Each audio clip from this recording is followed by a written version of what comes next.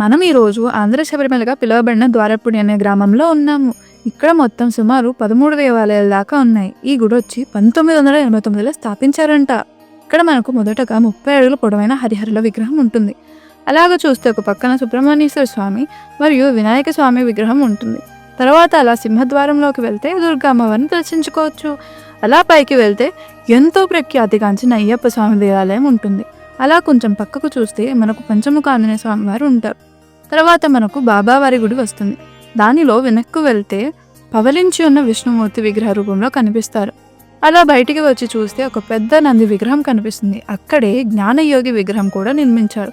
అలా కిందకు వెళ్తే భూగర్భంలో 12 జ్యోతిర్లింగాలు నీళ్ళల్లో కనిపిస్తాయి.